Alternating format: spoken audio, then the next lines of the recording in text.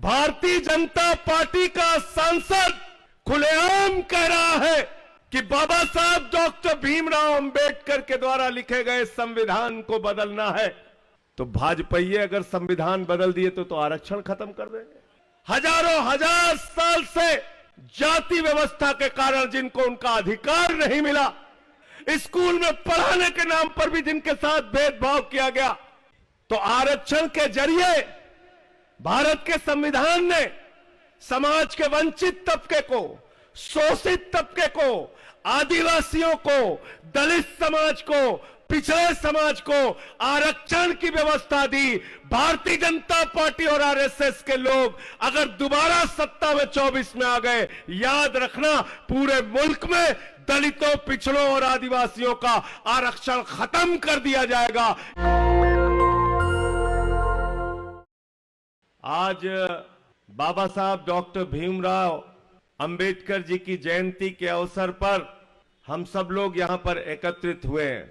ये आम आदमी पार्टी के कार्यकर्ताओं के लिए एक संकल्प होना चाहिए कि अंतिम सांस तक बाबा साहब के द्वारा बनाए गए संविधान को बचाने के लिए लड़ाई लड़ेंगे। अयोध्या के एक माननीय सांसद जी हैं, उन्होंने कहा 272 में काम नहीं चल रहा मोदी जी का, अगर संविधान बदलना है तो 2/3 बहुमत चाहिए, इसलिए आप लोग ज्यादा से ज्यादा सीट दीजिए, हमें संविधान बदलना है। कितनी खतरनाक बात है। भारतीय जनता पार्टी का सांसद खुलेआम कह रहा है कि बाबा साहब डॉक्टर भीमराव अंबेडकर के द्वारा लिखे गए संविधान को बदलना है। मैं आज इस पार्टी ऑफिस के कार्यालय से भारतीय जनता पार्टी और आरएसएस के लोगों को कहना चाहता हूं, जब तक आम आदमी पार्टी का कार्यकर्ता है, भारत के संविधान को बचाने के लिए अंतिम सांस तक लड़ाई लड़ेगा। ये शपथ हमने ली है और इसको हम पूरा करेंगे। आप भारत के संविधान को खत्म करना चाहते हैं? भारत के संविधान में क्या है? बाबा साहब ने कहा शिक्षा में हमें समानता नहीं है। समाज के वंचित लोग, समाज के पिछड़े लोग हजारों हजार साल से जाति व्यवस्था के कारण जिनको उनका अधिकार नहीं मिला, मंदिरों में प्रवेश करने के नाम पर भी जिनके साथ भेदभाव किया गया, तालाब में पानी पीने के नाम पर भी जिनके साथ भेदभाव किया गया, स्कूल में पढ़ाने के नाम पर भी जिनके साथ भेदभाव किया गया, बाबा साहब ने कहा शिक्षा का समान अवसर हिंदुस्तान के सभी वर्ग के लोगों को मिलना चाहिए। और बाबा साहब का वो सपना हिंदुस्तान की किसी सरकार ने पूरा करने का काम किया है तो अरविंद केजरीवाल ने पूरा करने का काम किया है, समान शिक्षा का अवसर। भाई मनीष सिसोदिया जी ने दिन रात मेहनत करके उस शिक्षा व्यवस्था को जमीन पे लाने का काम किया। केजरीवाल जी 2015 में मनीष सिसोदिया के साथ सरकारी स्कूलों को देखने जाते थे। मकड़ी के जाले लगे रहते थे सरकारी स्कूलों में। हमारे आपके बच्चे टाट पट्टी पर बैठ के पढ़ते थे। बच्चियों के लिए टॉयलेट का इंतजाम नहीं था, प्रयोगशालाएं नहीं होती थी सरकारी स्कूलों में। आज उन्हीं स्कूलों में जहां पे मकड़ी के जाले लगे रहते थे, केजरीवाल जी ने एयर कंडीशन कमरे आपके बच्चों की पढ़ाई के लिए बनाए। बाबा साहब के सपने को पूरा किया। बाबा साहब का सपना था कि भारत का संविधान, उसमें हर व्यक्ति की आस्था होनी चाहिए। भारत का संविधान हर व्यक्ति को समझ में होना चाहिए और उस संविधान में उसको क्या अधिकार मिले हैं, इस बात की समझ उसको होनी चाहिए। भारत के पहले शिक्षा मंत्री मनीष सिसोदिया, जिन्होंने कहा सरकारी स्कूलों में बाबा साहब डॉक्टर भीमराव अंबेडकर का संविधान पढ़ाया जाएगा, तो जन्म के आधार पर भेदभाव ना हो। यह ताकत कौन देता है? कौन देता है? जोर से बोलिए। कौन देता है? जोर से बोलिए। शिक्षा के नाम पर भेदभाव ना हो, यह अधिकार कौन देता है? स्वास्थ्य के नाम पर भेदभाव ना हो, यह अधिकार कौन देता है? नौकरी में अवसर के नाम पर भेदभाव ना हो, यह अधिकार कौन देता है? तो भाजपाइये अगर संविधान बदल दिए तो आरक्षण खत्म कर देंगे। कर देंगे कि नहीं कर देंगे बताओ? कर देंगे ना? आरक्षण खत्म कर देंगे ना? क्योंकि बाबा साहब ने कहा सामाजिक व्यवस्था के कारण, दुर्भावना के कारण, भेदभाव के कारण समाज के एक बड़े तबके को आपने सरकारी नौकरी से दूर रखा है।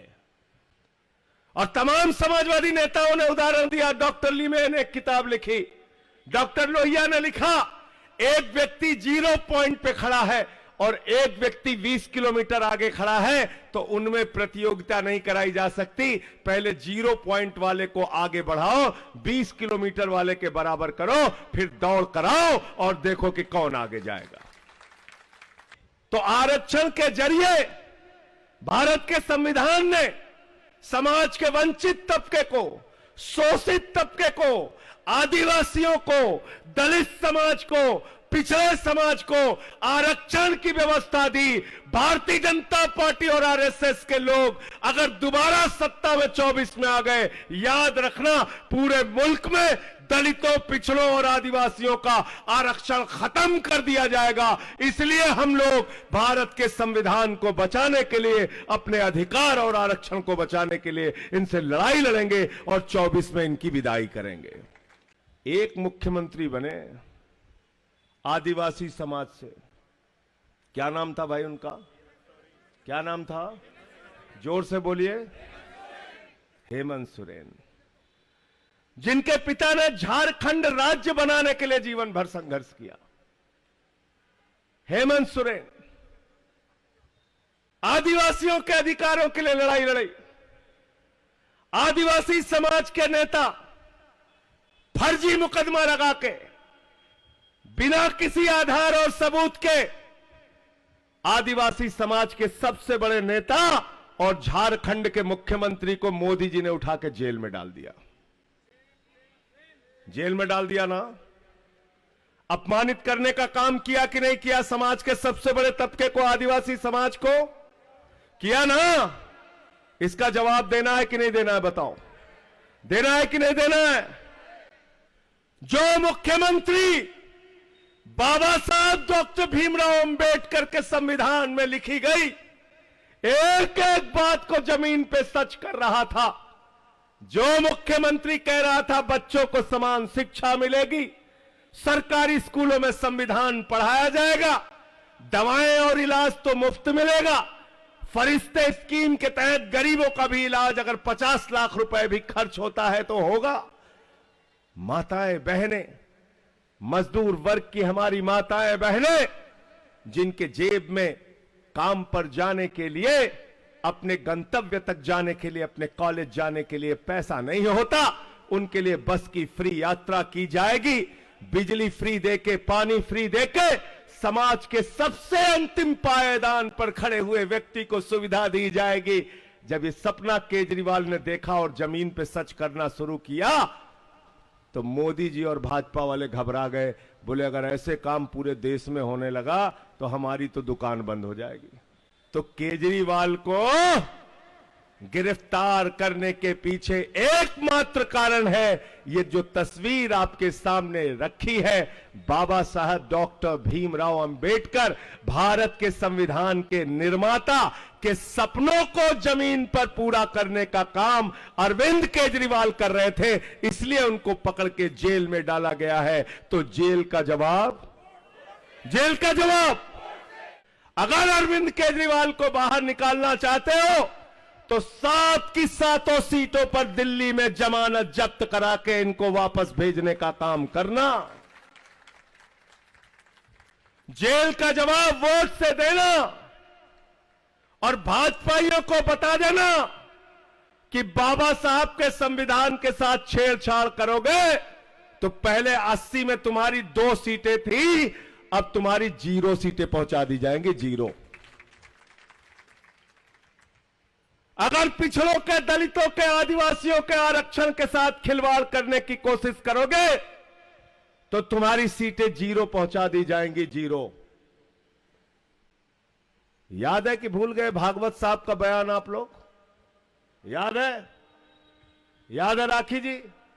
बिहार के चुनाव में क्या बोला था भागवत साहब ने? आरक्षण की समीक्षा होनी चाहिए। बहुत चालू है भाजपा, ऐसा ऐसा शब्द बोलते हैं समझ में ना आवे।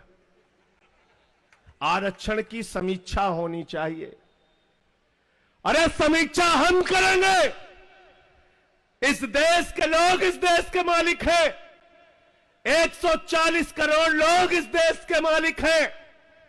समीक्षा हम करेंगे और हमने समीक्षा की है कि आरएसएस और बीजेपी के लोग समाज के दलित और पिछड़े तबके से, आदिवासी तबके से भेदभाव रखते हैं। और इस समीक्षा के बाद हमने तय किया है कि पूरे देश में तुम्हारी जमानतें जब्त कराने का काम करना है।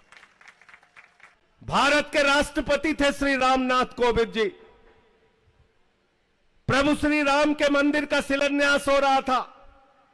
मर्यादा पुरुषोत्तम भगवान श्री राम के मंदिर का शिलान्यास हो रहा था।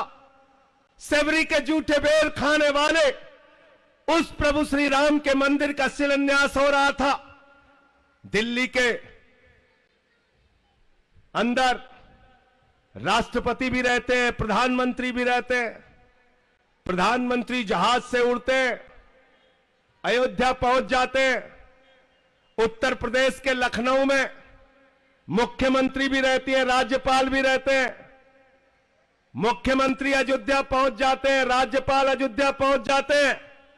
जब उत्तर प्रदेश के मुख्यमंत्री शिलान्यास में रहते हैं, उत्तर प्रदेश के राज्यपाल शिलान्यास में रहते हैं, भारत के प्रधानमंत्री अगर शिलान्यास में थे तो आप बताइए भारत के राष्ट्रपति श्री रामनाथ कोविंद जी क्यों नहीं थे इस मंदिर के शिलान्यास में? ये सवाल जरा सोचना अपने दिमाग में।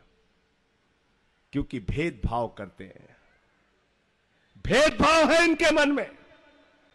प्रभु श्री राम के मंदिर का उद्घाटन हुआ, भारत के प्रधानमंत्री थे, लेकिन आदिवासी समाज की महामहिम हमारी राष्ट्रपति, जिस पर पूरे देश को और आदिवासी समाज को गर्व है, वो महामहिम राष्ट्रपति श्रीमती द्रौपदी मुर्मू जी क्यों नहीं थी? ये सवाल पूछना।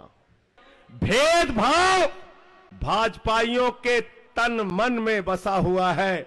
इनकलाब, बाबा साहेब अमर रहे, बाबा साहेब अमर रहे। बहुत बहुत धन्यवाद। नेशनल दस्तक की आपसे गुजारिश है कि अगर इसको बचाना चाहते हैं तो नेशनल दस्तक को सब्सक्राइब करने के लिए रेड कलर के सब्सक्राइब बटन को दबाएं, फिर बेल आइकन की घंटी दबाएं। नेशनल दस्तक को बचाने के लिए बहुत जरूरी है कि हर खबर को शेयर करें, लाइक करें, कमेंट जरूर करें।